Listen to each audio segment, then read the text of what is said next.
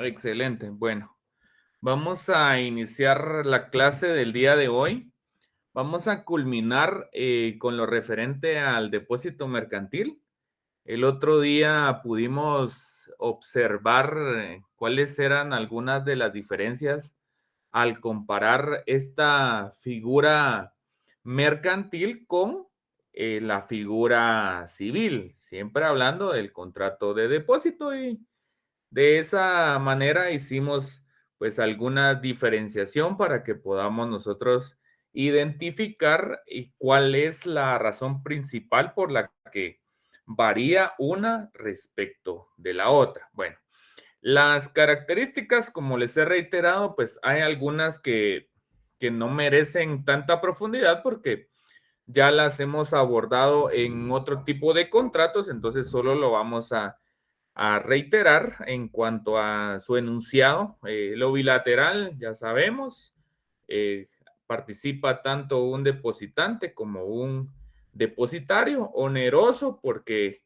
en lo mercantil todas las prestaciones siempre van a tener esa característica, todo se presume oneroso y que el actuar de todos los comerciantes siempre va a estar fundamentado en el fin de lucro.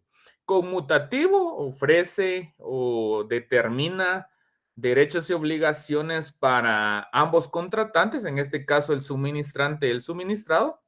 De tracto sucesivo les comentaba porque no es en un único momento que se perfecciona y se da cumplimiento a este contrato, sino que al dejar el depositante la mercadería en el almacén general de depósito, pues esa únicamente es una de los momentos de los cuales se compone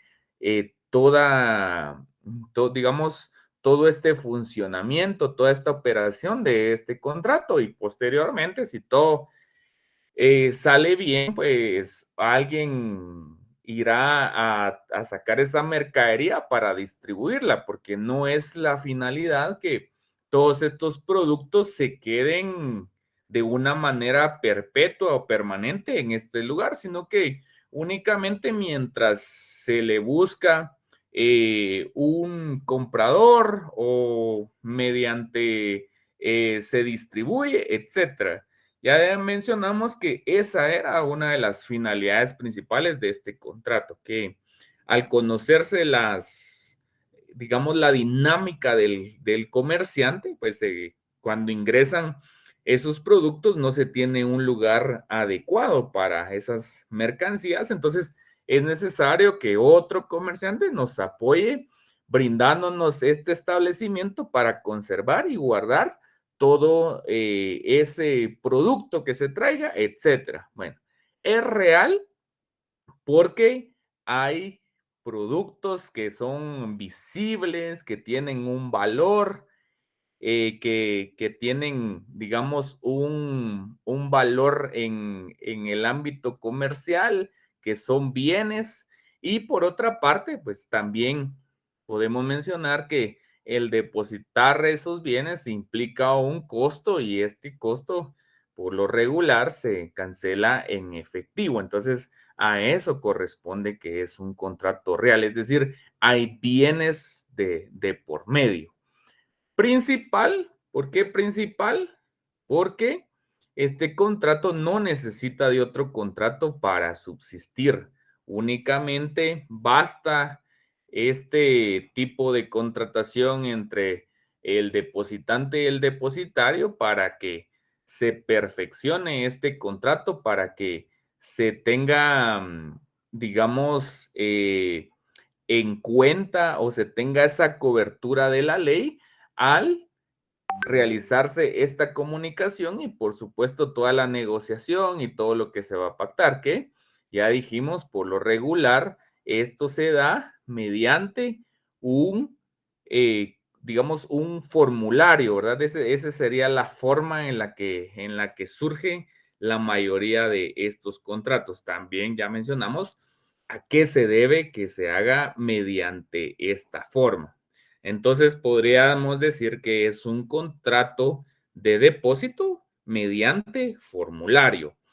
Esa sería la formalidad. Formalidad especial no tiene porque no me regula o no me establece la ley que vaya documentado en una escritura pública. Entonces, ahí estamos fácil y de una forma entendible lo que es el contrato de depósito. Bueno, hay un par de observaciones acá en cuanto al depósito regular y en cuanto al depósito irregular. Esto es importante que lo tomemos en cuenta, aunque creo que lo que más nos interesa es que entendamos cómo funciona este contrato de depósito, pero se pueden dar estas modalidades. Entonces, es bien importante que nosotros las tengamos en consideración. El primero de ellos es el depósito irregular. Este se refiere a que el depositante lo que va a entregar al depositario van a ser bienes fungibles. Al referirnos a bienes fungibles, son aquellos bienes que pueden sustituirse por otros de la misma naturaleza, de la misma calidad y del mismo valor. El ejemplo primordial que tenemos acá es el dinero. Y esto dice que esto se da más en el tema mercantil. Bueno, se da más en el tema mercantil, pero específicamente en el tema bancario. ¿Por qué? Porque los depósitos, digamos, el Código de Comercio establece que el depósito no solo puede ser de cosas, es decir, donde aparezca un depositante y un almacén general de depósitos, sino que puede hacer entre un depositante y una sociedad anónima especial, pero constituida como un banco o como un grupo financiero. Entonces, esas son las dos modalidades en las que se puede dar el depósito. La que más nos interesa a nosotros, pues, es la que yo les expliqué, el depósito que hace el comerciante de productos de mercaderías, porque eso es lo que más se da y lo que dinamiza el comercio en Guatemala. Pero tampoco debemos de olvidar esa parte del tema bancario, es decir, esos depósitos que ustedes van a entregar al banco, que ustedes realizan en las entidades financieras y ustedes lo dan ahí para que estas cuentas vayan generando algún interés, vayan generando alguna ventaja económica para ustedes de conformidad con el porcentaje que se haya pactado con la entidad bancaria y que no es tanto que se haya pactado, a lo que nosotros nos adherimos, pues hay diversidad de bancos en Guatemala y algunos ofrecen una tasa de interés, otras ofrecen esto, etc. William, por favor.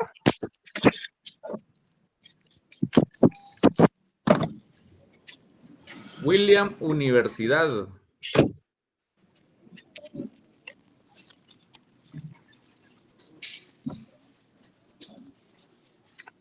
William, no sé si tiene encendido su micrófono. Bueno. Creo que... Verde, ¿me podría apagar ese micrófono? Disculpe. Fíjese, Ali, que no me lo permite. Vamos a ver. Que estoy intentando de acá y no puedo. A mí también me dice que no puedo silenciarlo porque ya lo estaba intentando.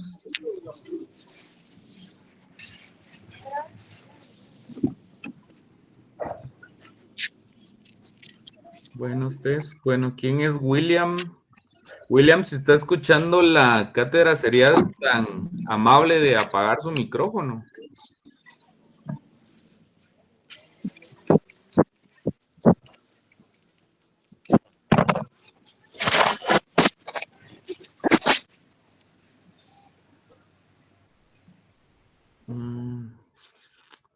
Perdonen ustedes por estos inconvenientes, pero realmente no sé por qué no me permite. Sí, bueno, ya se silenció esta persona.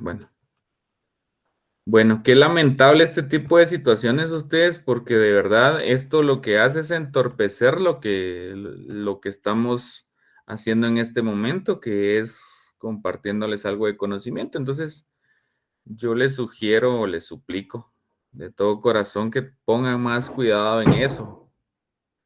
Entonces, bueno, vamos a continuar. En- Entonces les decía que, permítanme ustedes que,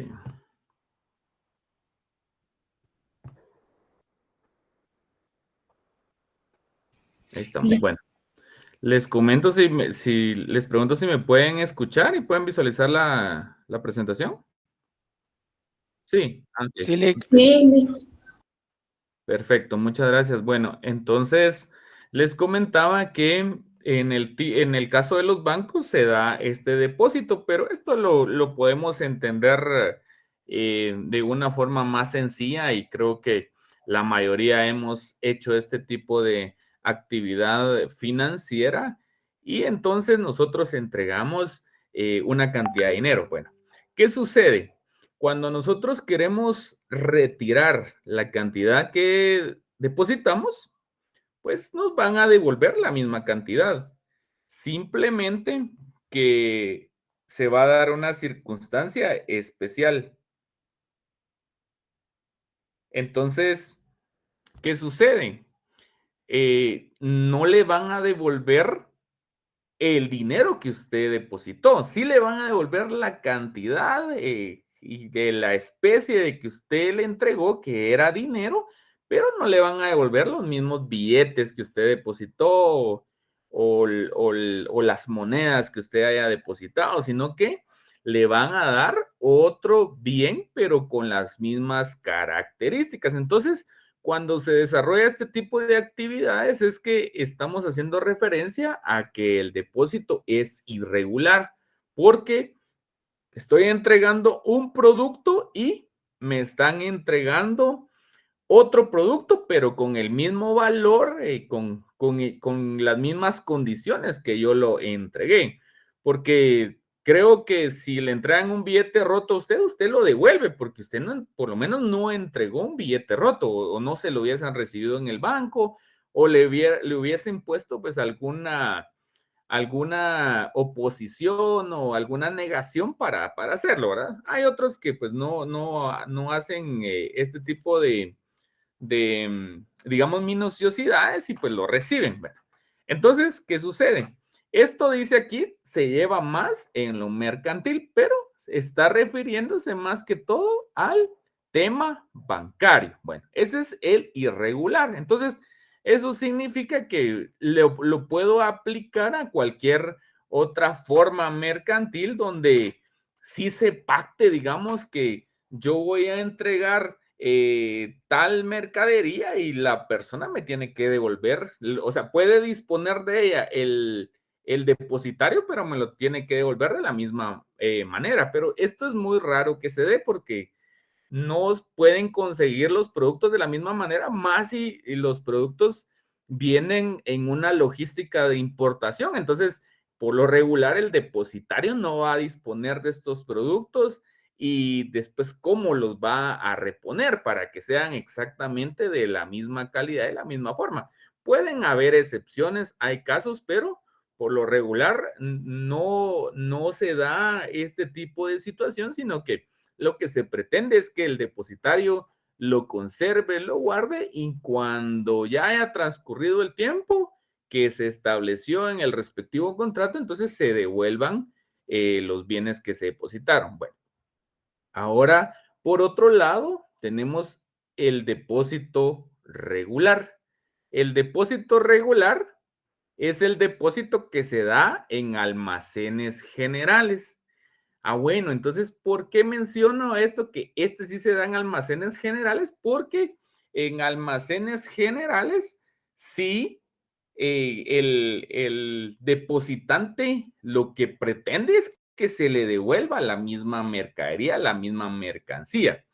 No busca que le den otra, aunque sea la misma calidad y todo, él quiere que le entreguen lo mismo. Bueno, hay algo bien curioso que acá al final dice, se da más en lo civil. ¿Y por qué se menciona esta parte al final en lo civil que puede generar un poco de confusión? Porque recordemos que en la parte civil mencionábamos que las personas entregan un bien a otra persona para que éste lo resguarde, para que lo proteja, para que lo cuide y esa persona pues tiene que devolver el mismo bien. Entonces, similar situación pasa en el tema de los almacenes generales de depósito. ¿Por qué? Porque el comerciante lo que necesita es que a él le devuelvan el bien que depositó. Bueno, entonces si alguien no vino a la clase y va a leer esto, definitivamente le va a causar una gran confusión. Entonces, ustedes van a hacer las anotaciones que correspondan en este momento, porque en el depósito irregular, vamos a decir que se da más en lo mercantil, pero en el ámbito bancario, el irregular. O sea, sí se da en lo mercantil, pero en el ámbito bancario. Y cuando hablamos del depósito regular, pues si se da en almacenes generales de depósito, también se da en el ámbito mercantil, pero se hace la salvedad allí, ¿verdad? Que esta modalidad es parecida a lo civil, se aplica más en lo civil porque en lo civil lo que uno entrega es lo que quiere que a uno le devuelvan. Entonces, es lo mismo que sucede en los almacenes generales de depósito. Y al mencionarse almacenes generales, ya sabemos que esa es área mercantil.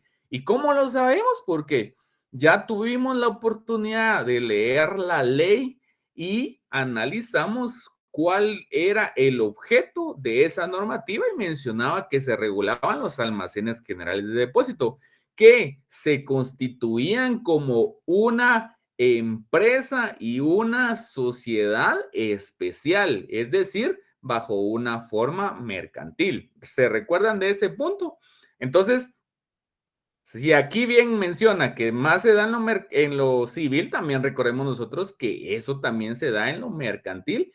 ¿Por qué? Porque una vez figure un almacén general de depósito, ya sabemos que estamos dentro del ámbito mercantil, solo que dentro de una ley especial, digamos, que profundiza en ese tema. Entonces, les pregunto si tenemos dudas respecto a esto. Entonces, algo que debemos tener claro, bien fungible que es. Entonces, es aquel que puede cambiarse o puede restituirse por otro de la misma calidad, de mismo valor, aunque no sea el mismo bien. ¿Cuál es el ejemplo por excelencia que se puede dar en este depósito irregular? Pues el depósito bancario, en el cual usted deposita una cantidad de dinero y cuando usted reclama esa cantidad de dinero, se le va a devolver la misma cantidad, el mismo valor, mas no serán los mismos billetes o las mismas monedas que usted depositó. ¿Estamos? Les pregunto, ¿tenemos alguna duda respecto a estas dos, digamos, modalidades de depósito? Pero esto es más doctrinario, eso es lo que siempre debemos de tener claro, esto es más doctrinario. Ahora, ¿qué sí me establece la ley? ¿Qué es lo que me establece la ley? El depósito en almacenes generales de depósito y el depósito bancario, que eso sí lo podemos encontrar nosotros en la ley. Ahora esto es más doctrinario. Entonces, si le preguntaran a usted cuáles son las dos clases o modalidades de depósito, pues primero tenemos que ir a la ley, lo que establece la ley. No va a aparecer de una forma explícita, de una forma amplia, sino que ya notamos que el Código de Comercio de una vez se va a las regulaciones, no vamos a encontrar una definición como tal o que nos digan la clasificación es la siguiente, sino que nosotros de las lecturas que hacemos de las leyes es que vamos extrayendo esta información. Bueno, eso es desde una perspectiva legal.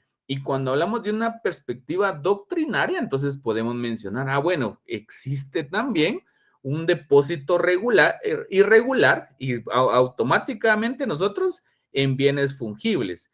Y el depósito regular, que estos son bienes que deben devolverse tal cual fueron entregados, es decir, los mismos que usted entregó para su conservación y cuidado, no se puede modificar.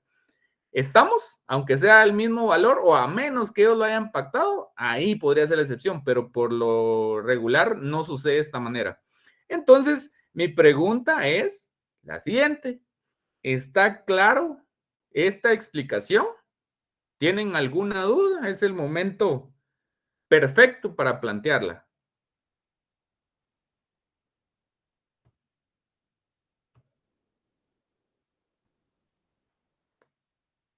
Bueno, supongo que todo está bien. Entonces, bueno, continuamos. Entonces, bueno, ahora sí, Marlene, si puede pasar al otro tema. Bueno, perfecto. Bueno, aquí estamos, ustedes dirán, si ustedes tienen sus diapositivas, miren, el X se saltó el orden. Sí, me salté el orden porque acá hay varias operaciones de crédito, es decir, hay un contrato que le denominan, si lo vemos así fríamente, operaciones de crédito. Ok, pero ese contrato no es que sea un contrato en específico, sino que esa forma de contratar presenta varias modalidades, variantes diferentes. Entonces, vamos a encontrar aproximadamente 6 variantes. Dentro de esas 6 variantes de las operaciones de crédito, vamos a encontrar lo que es la tarjeta de crédito. Entonces, me interesa que sepamos eso. O sea, las operaciones de crédito, si bien es cierto, aparecen como un apartado diferente, esto solo es un título de varias operaciones. Por eso se llama operaciones de crédito, porque hay varias operaciones, dentro de las cuales encontramos lo que es la tarjeta de crédito. Bueno, vamos a dar las otras, pero vamos a ver la tarjeta de crédito porque para mí es un tema bastante importante y sobre todo que es un tema que seguro alguien en su vida de estudiante o en su vida profesional le va a preguntar y usted tiene que saberlo. Y por aparte, si no le pregunta a nadie, pues por lo menos usted sépalo para que pueda defender sus intereses cuando esté en alguna situación de esta manera. Bueno. ¿Qué es el contrato de tarjeta de crédito? El dador se obliga a pagar ciertas sumas por las compras al crédito que el tarjetaviente haga con los comerciantes afiliados y el titular pagará al dador el valor de los créditos obtenidos más los intereses pactados. Bueno. El fundamento legal de la tarjeta de crédito es el artículo 757 del Código de Comercio. Ahí va a aparecer, digamos, la norma fundamental. Siempre verifiquen ustedes si está vigente o está derogado. No me crean al 100% lo que yo les doy acá. Por supuesto, uno trata de darles el conocimiento lo más actualizado posible, pero de repente en una de esas se me puede ir de más, pues algún articulado. Entonces siempre verifíquenlo. El hecho de que esté en la diapositiva no significa que esté totalmente correcto. Ya se han dado cuenta que hemos hecho algunas correcciones porque estas diapositivas yo las trabajé este año y pues a uno en las carreras se le puede ir algún dato, algún concepto, pero es importante que ustedes lo validen. Bueno, fundamento legal 757 del Código de Comercio y la ley de tarjetas de crédito.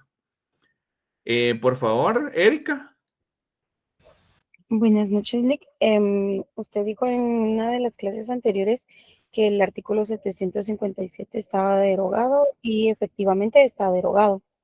Ok, está derogado. Excelente. ¿Alguien más? Estefan, no sé quién es Estefan, que levantó la mano. No levanté la mano, pero yo escribí en el chat. Ok, bueno, perfecto. Bueno, entonces, por eso les digo, necesito que ustedes lo verifiquen, no solo digan, Elix lo dijo, ya suficiente. Entonces, si está derogado ese artículo, entonces, ¿a cuál me voy? Y todos revisen su ley que se las había pedido ya con tiempo. ¿Todos tienen derogado ese artículo? Sí. ¿Sí? Excelente. Sí, Ok, excelente. Entonces, ¿lo validaron por mi cuenta o por su cuenta? Bueno, se supone que ustedes lo validaron por su cuenta. Bueno, entonces, ¿qué van a hacer? Si eso está errado, entonces, o hay una disposición que no está vigente, entonces procedemos a evitar colocarla. Bueno, entonces, si esa está derogada, entonces, ¿cuál es la normativa que nos quedó? Porque en algún momento sí estaba en el Código de Comercio porque no existía una especialidad en cuanto al desarrollo de sus normas, estaba únicamente el Código de Comercio y con eso funcionaba, con eso se trabajaba y todo. Pero nos hemos dado cuenta que esto generaba mucho problema, había mucha laguna, mucha ausencia de regulación, entonces pues, existió la necesidad de crear una norma específica de tarjetas de crédito. Entonces, al no estar el 757, entonces, ¿cuál va a ser mi fundamento legal? La ley de tarjetas de crédito. ¿Y por qué acá? Pregunta de lógica. A ver quién está, pero pilas ahí. ¿Por qué acá no señalo artículos de la ley de tarjetas de crédito? Alguien que me diga. ¿Por qué sí señalé el 757, pero no señalo los artículos de la ley de tarjetas de crédito? Porque hay una ley para ese tema, Lick. Ajá, pero respóndame con mayor claridad. Porque dentro de lo que estamos viendo las operaciones de crédito y estas operaciones de crédito las establece el Código de Comercio. Si nosotros quisiéramos saber acerca de las tarjetas de crédito, nos tenemos que ir a la ley especial, que sería el decreto 2/2024, que es la ley de tarjetas de crédito. Excelente, excelente, me parece excelente. ¿Saben por qué? ¿Por qué no poner un artículo? Porque toda la ley hace referencia ¿a qué? A las tarjetas de crédito. Entonces, aquí no hay un artículo que se excluya.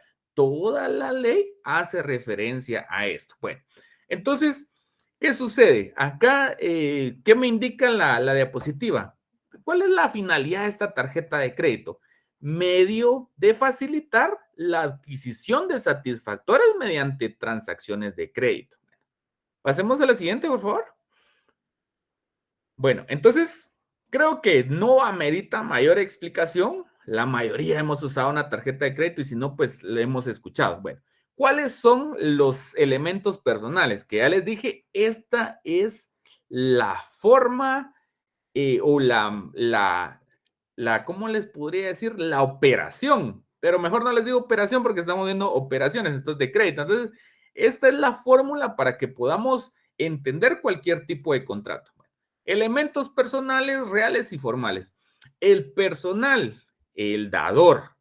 El dador es la persona que me entrega esa tarjeta de crédito. Va a ser un banco o un grupo financiero e inclusive ahora hasta las cooperativas. Ellos son los que me pueden dar esa famosa tarjeta de crédito. El tarjetaviente voy a ser yo, ¿verdad? La persona que va a hacer uso de esos bienes, de esos servicios o de ese dinero. Es decir, yo voy a ser el que le va a sacar provecho a ese contrato y a esa tarjeta. Bueno, en apariencia, ¿va?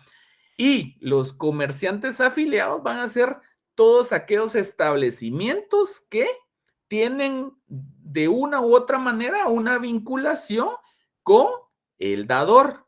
Entonces, ahí prácticamente hay una triangulación de sujetos. el dador, el que me da la tarjeta, el establecimiento, que ellos se supone que ya tienen ese contacto, ya tienen esa vinculación, y yo el tarjetaviente. El tarjetaviente, entonces voy a utilizar la tarjeta para ir a comprar ¿a dónde? O para ir a adquirir servicios o sacar dinero. Ah, bueno, ¿con quién voy a ir?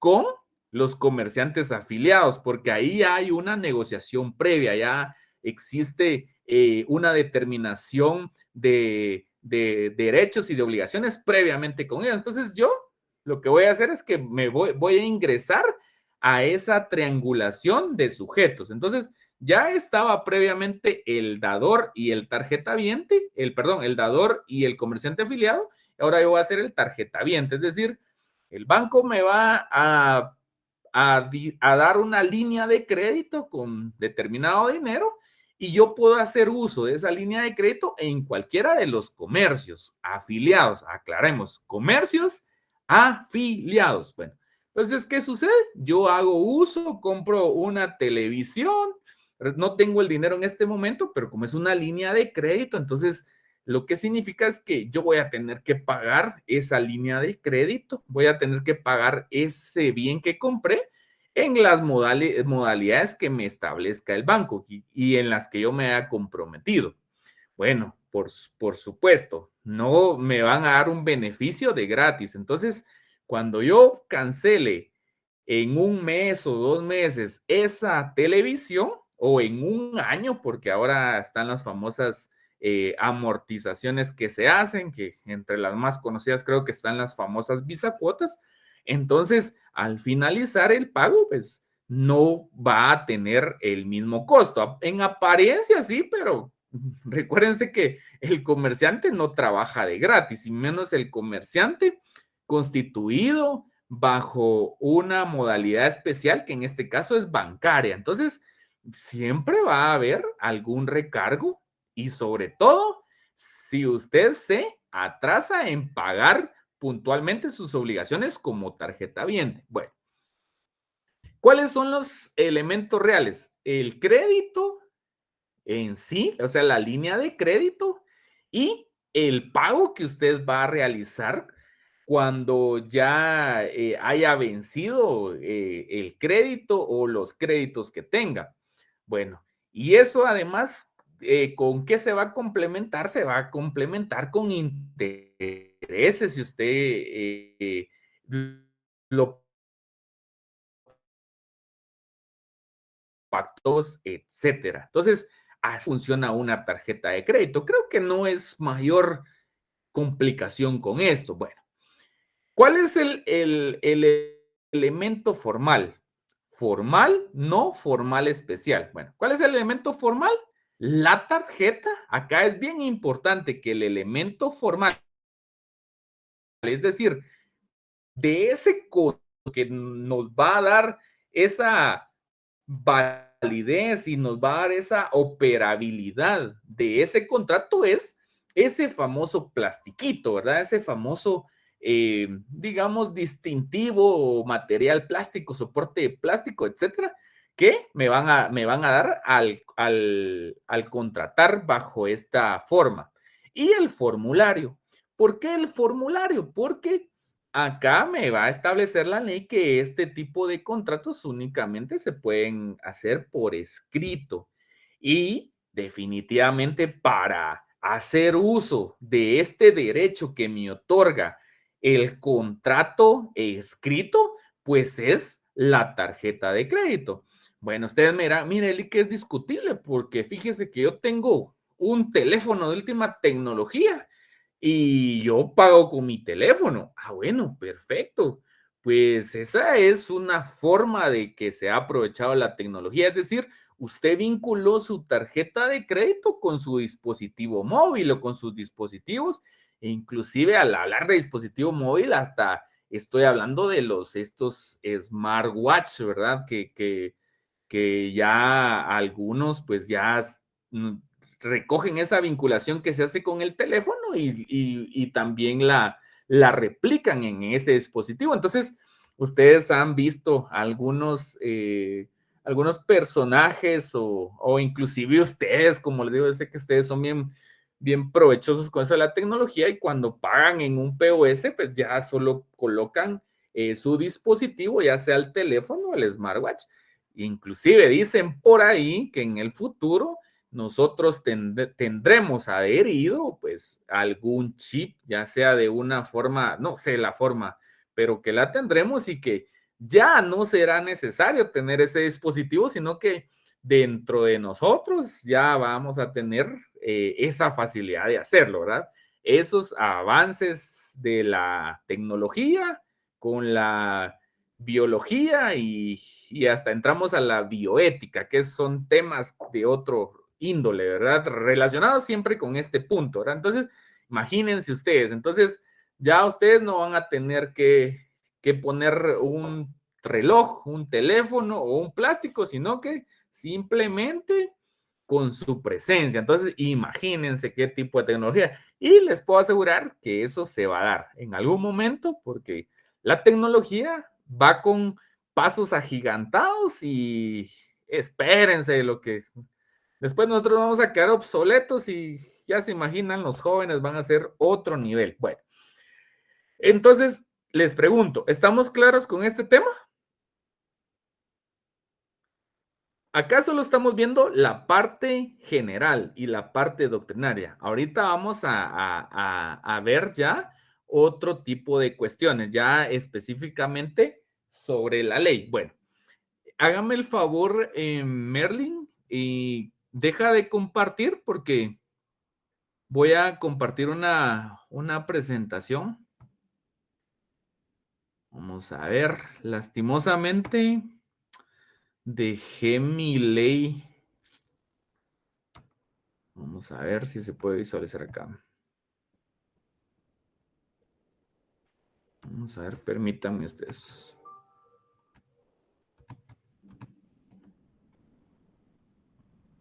Dejé mi ley en otro lado, entonces vamos a ver.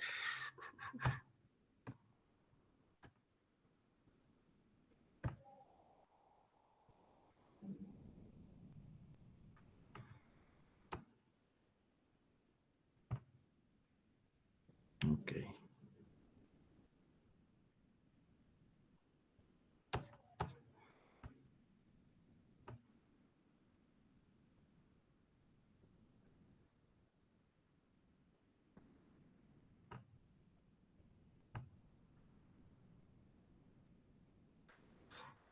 ¿Me dicen si pueden visualizar lo que estoy compartiendo? Sí, Lick, se mira. Ok, bueno. Vamos a ver, perfecto.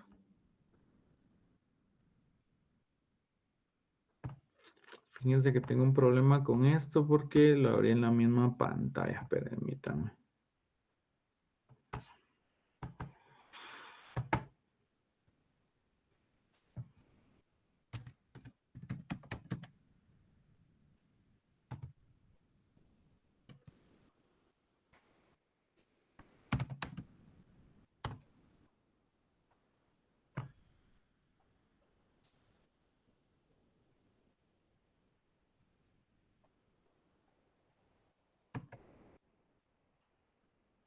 Ahorita sí vamos a...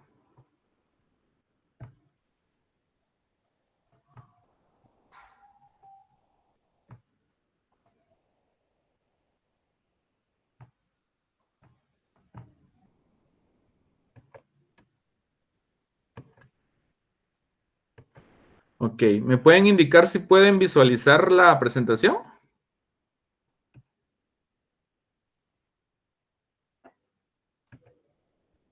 Sí, Lick, sí se mira. Sí, ok, perfecto, bueno. Entonces, bueno, vamos a analizar de una forma, digamos, general lo que representa este decreto número 2-2024. Este decreto tiene un antecedente, no es porque de los señores diputados haya surgido la iniciativa porque sí, porque ellos adivinaron y entendieron cuáles eran las situaciones que se estaban dando. No, este decreto tiene una serie de antecedentes que se dieron en esa relación entre los emisores y los tarjetavientes, y de una u otra manera pues se fueron acumulando estas problemáticas y nace o se crea esta ley que cabe resaltar. Tenemos que tener mucho cuidado, porque en el 2015, si mi memoria no me falla, fue que se emitió ya esta ley de tarjetas de crédito. Sin embargo, la misma tenía muchos problemas en cuanto a redacción, en cuanto a interpretación, en cuanto a intereses, ¿verdad? Ustedes, porque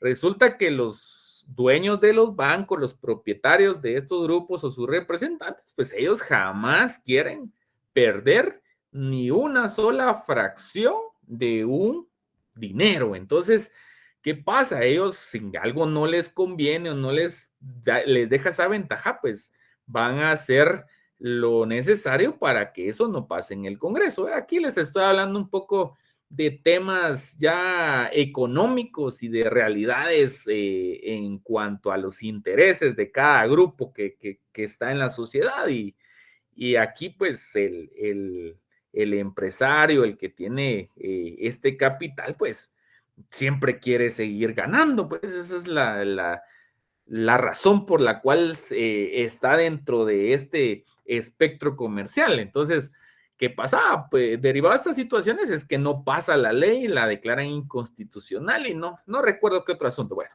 no vamos a hablar más de ello porque ya no está vigente. ¿Cuál es la que está vigente ahora?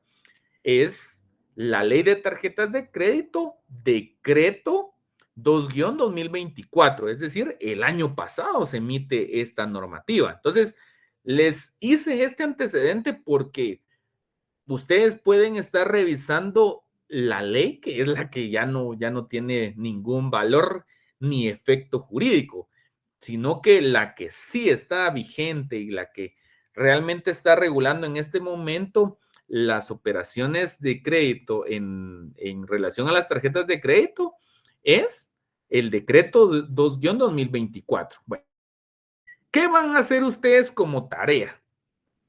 Ustedes van a leer los considerandos de esta ley. ¿Por qué es importante leer los considerandos? Porque esos son los motivos o las causas que generaron esa normativa. Entonces, tal vez no lo va a decir así como yo se los dije, miren que hubo este problema, que unos se negaban a hacer esto, o la ley tenía mala redacción, etcétera. No, eso no lo va a decir, por supuesto. Pero sí vamos a encontrar, después de todas estas situaciones, cuáles fueron los motivos que dieron vida o que dieron nacimiento legal a esta normativa. Entonces, ustedes me van a leer esos famosos considerandos y ahí van a entender el por qué. Entonces, bueno, ¿qué vamos a encontrar de valioso en esta famosa ley? Primero, que son las disposiciones generales. Aquí vamos a encontrar el objeto de la ley. Es decir, aquí no estamos diciendo el objeto del contrato ni el objeto de las tarjetas de crédito. Estamos indicando el objeto de la ley. ¿Y cuál es el objeto? La presente ley tiene por objeto regular las operaciones de tarjeta de crédito, las relaciones entre emisor, afiliado y tarjetaviente, los mecanismos de protección del usuario financiero de tarjeta de crédito, así como su régimen sancionatorio. Bueno, excelente. Entonces, acá ya tenemos con claridad cuál va a ser el objeto de la ley. Después de este punto, tenemos en el artículo 2 de esta ley las definiciones. Si a usted no le queda con claridad cuál es uno de los sujetos o de todas estas, digamos, figuras que aparecen en lo que son estas relaciones de tarjeta de crédito, acá lo pueden ustedes verificar. Yo, como les digo, ya les di una explicación con lo más básico, pero si nosotros queremos profundizar un poco más, aquí vamos a encontrar esas claves. Tenemos la tarjeta de crédito, el tarjetaviente titular, tarjetaviente adicional, emisor, coemisor, operador, afiliado, estado de cuenta, que esos son los elementos que nos dan más complicación en la vida real, porque cuando vamos al banco y nos comprometemos a cumplir con esta línea de crédito, pues que uno como está emocionado que me va a ganar un crédito y que esto y que va a tener no sé cuánto de extrafinanciamiento y puede comprar acá, etcétera. Entonces, la emoción a usted lo deja cegado y entonces usted solo quiere firmar, pero tiene que poner atención en todos estos detalles, cuándo es la fecha de corte, la fecha de pago, cómo funciona el estado de cuenta, cuáles son los intereses que usted va a pagar por incumplir con el pago. Entonces, todo esto deben leerlo ustedes. Tal vez yo no les voy a preguntar específicamente, mire, ¿qué es la comisión? ¿O cuándo es ¿cómo se llama? ¿O qué es el estado de la cuenta? ¿O cuánto es el corte? Eso no les voy a preguntar. A mí lo que me interesa es que ustedes puedan entender cómo funciona el contrato. Bueno, pero como lo que nos interesa a nosotros es aprender, entonces lo vamos a leer. Cooperativas de ahorro y de crédito. Eso era lo que les mencionaba. Las cooperativas de ahorro y de crédito de primer y segundo grado pueden actuar como emisores y como coemisores de tarjetas de crédito. Entonces, ojo con eso. Bueno, veamos acá qué es lo que sigue, que es el punto que nos interesa a nosotros. Es el famoso contrato. Hemos dicho que los contratos que hemos desarrollado con anterioridad, hemos platicado que esos contratos, si bien es cierto, tienen esa regulación ya prevista en la ley, pues nosotros le podemos agregar ciertos aspectos, le podemos agregar algunas situaciones que de una u otra manera pueden generar alguna controversia. Bueno, acá en este caso tenemos al contrato de tarjeta de crédito. Entonces vamos a ver qué es lo que podemos extraer de este articulado. Entonces se establece el artículo 4, contrato entre el emisor y el tarjetaviente. El emisor, el tarjetaviente y el fiador, si lo hubiere, formalizarán por medio de un contrato. Y entonces ustedes lo van a señalar ahí. ¿Cuál es la formalidad? Porque se formalizarán. Entonces, por medio de un contrato escrito. Entonces, en este caso, si preguntan cuál es una de las formalidades de este contrato, es que puede ser mediante formulario, pero este formulario, sí y solo sí, como ya lo mencioné, tiene que ser escrito. Entonces, ¿cuál es una de las reglas entonces para que este contrato tenga vida? Que el contrato sea por escrito. Es decir, aquí la ley sí me define una formalidad, no formalidad especial, una formalidad simple que tiene que ser por escrito. Entonces dice, la línea de crédito otorgada al tarjetaviente para la utilización de la tarjeta de crédito, para la adquisición de bienes, servicios o retiro de dinero en efectivo en los afiliados, obligándose el tarjetaviente a cancelar las cantidades a su cargo conforme a las condiciones pactadas. Entonces, bueno, acá entendemos qué es ese contrato. Lo primero que vimos fue el objeto de la ley. Acá estamos analizando y leyendo lo que es el contrato. Entonces, ojo con eso. Entonces,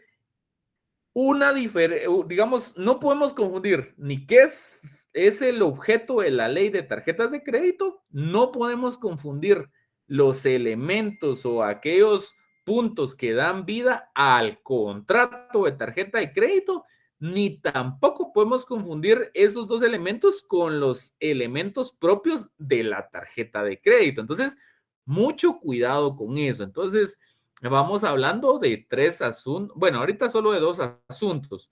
Entonces, pero entonces acá estamos hablando específicamente del contrato. Entonces, veamos, ojo con este punto que sigue. Los contratos de tarjeta de crédito tendrán la calidad de títulos ejecutivos y los mismos no necesitan firma legalizada. Entonces, ¿qué pasa con esto?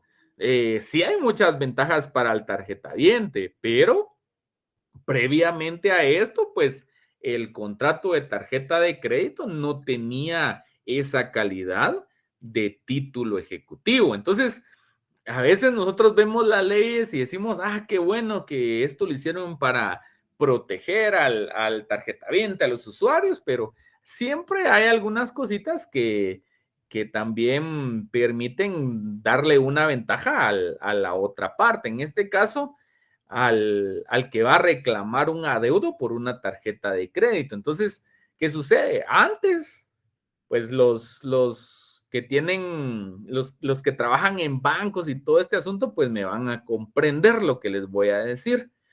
Y esto es muy importante porque no todos se lo van a decir o no todos se los van a comentar.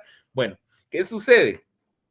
Como el contrato de tarjeta de crédito no era un título ejecutivo como tal, entonces para hacer una reclamación por un adeudo, al ser un contrato de naturaleza mercantil, se tenían que basar estas entidades en el artículo 1039 del Código de Comercio. ¿Y alguien se recuerda qué establece ese artículo 1039? ¿Quién se recuerda? La vía procesal. Ajá, ¿y qué me establecía? Si yo quería hacer una reclamación en la vía procesal, ¿a través de qué juicio lo hacía? Juicio Juicio sumario. sumario. A menos de que se Juicio estipule lo sumario. contrario Qué bueno. en... Qué bueno escucharlos ustedes, porque yo ya pensaba que se había seguido el Día de los Muertos, porque ni una señal. Bueno, qué alegre. Entonces, qué bueno que están vivos. Bueno, eso es lo que me alegra. Bueno, entonces, ¿qué pasaba? Se hacía el juicio sumario, entonces había que acudir a ese juicio sumario. Y posteriormente a ese juicio sumario, donde ya se determinaba que usted le debía al banco, que usted le faltó pagar tantos intereses y todo, entonces ya se iniciaba un ejecutivo. Entonces, esto para los bancos era una perdera de tiempo, porque decía, ¿por qué tengo que ir a hacer esto? Por hacer lo otro y después el ejecutivo y ellos lo que quieren es recuperar su dinero y ahí sí que varias empresas que trabajan para los bancos que son entidades de cobro, entonces a ellos les interesa captar ese dinero. Bueno, entonces, ¿qué pasó con esto? Entonces, bueno, se dieron cuenta que había que hacer esa vuelta, dirían los colombianos. Entonces, ¿qué pasó? Entonces, ellos decían, bueno, entonces tengo que buscar un documento que me permita un título ejecutivo y que a través de eso yo pueda demandar e irme de una vez por un juicio ejecutivo. Entonces, ¿qué pasaba? Ellos o los bancos, el personal de los bancos, realizaban dentro de sus libros, hacían revisiones de sus libros y de sus adeudos y entonces levantaban un acta y en esa acta hacían constar un saldo deudor.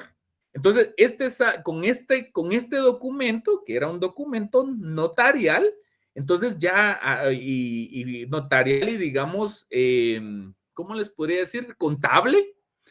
Entonces, o era notarial o era contable, eso sí no recuerdo. Bueno, lo que sucede con este documento, entonces ellos ya podían demandar a las personas que les tenían un adeudo por la vía ejecutiva. Es decir, decían, bueno, aquí lo que tenía que hacer era irme por la vía sumaria y llegar al ejecutivo después de, digamos, superada esa vía sumaria.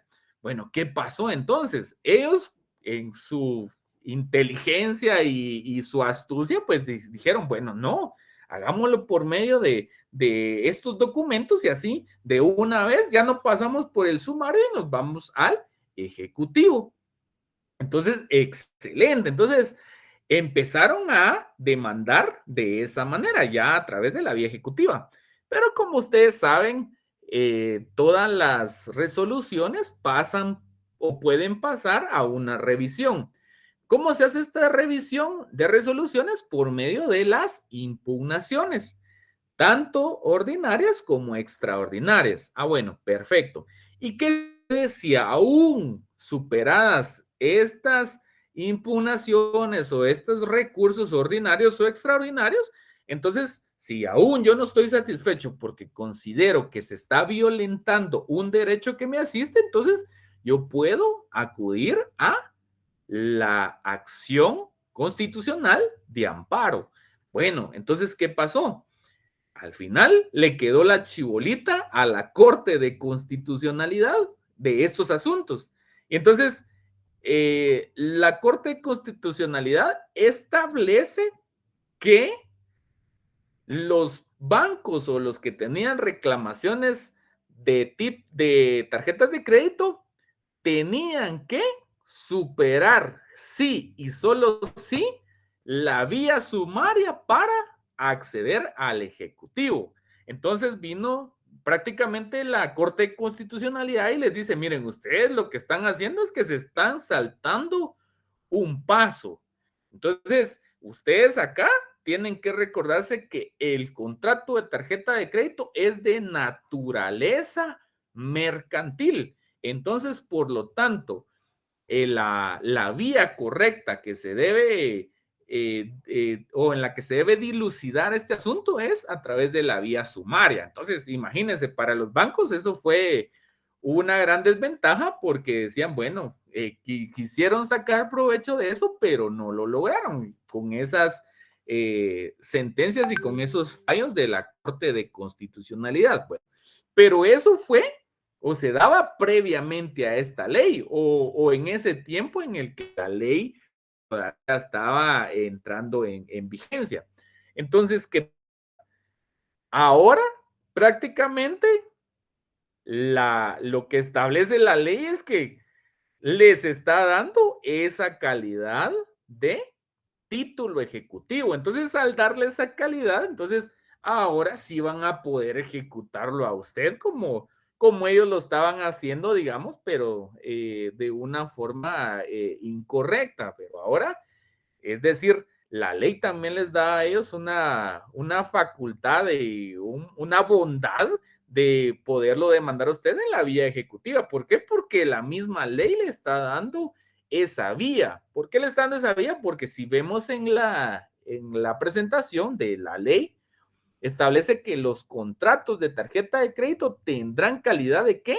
De títulos ejecutivos y los mismos no necesitan firma legalizada. Entonces, hay una ventaja y hay una desventaja. Entonces, eso se lo dejo para su análisis. Les pregunto, creo que por cuestión de tiempo, ¿tenemos alguna duda respecto a esto? Esto es importante que lo sepamos ustedes porque a veces creemos que las cuestiones mercantiles, solo es un juicio, Lick, solo es un contrato. No, si esto representa mucho dinero y me está haciendo perder esa finalidad de lucro, me la está socavando, entonces yo voy a ir agotando las instancias ordinarias que merezca el sistema de justicia. Y si eso no me basta o no es suficiente, entonces, ¿qué pasa?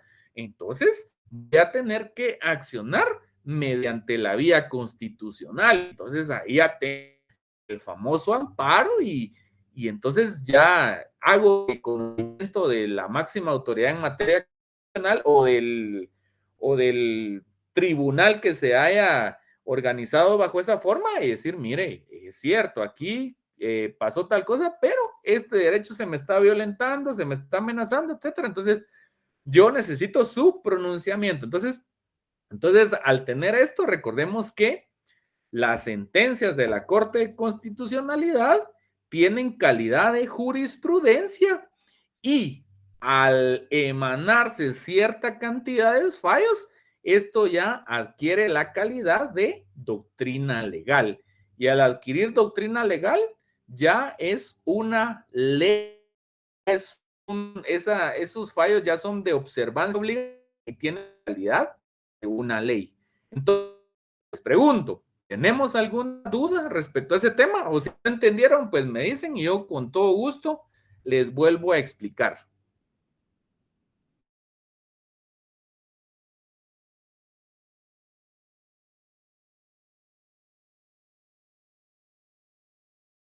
Creo que todo está claro. No me voy a hacer un resumen, no más. Entonces, está bien, lo vamos a ver el próximo día de clases. Vamos a dejarlo por ahí. Entonces los veo el jueves. Espero que los que no tengan su ley, pues la tengan ahí a la mano. Yo siempre voy a proyectar esta digital, pero si ustedes tenerlo ahí, es lo mejor. Dejamos esa explicación a este punto y nos vemos el día jueves. Primero Dios.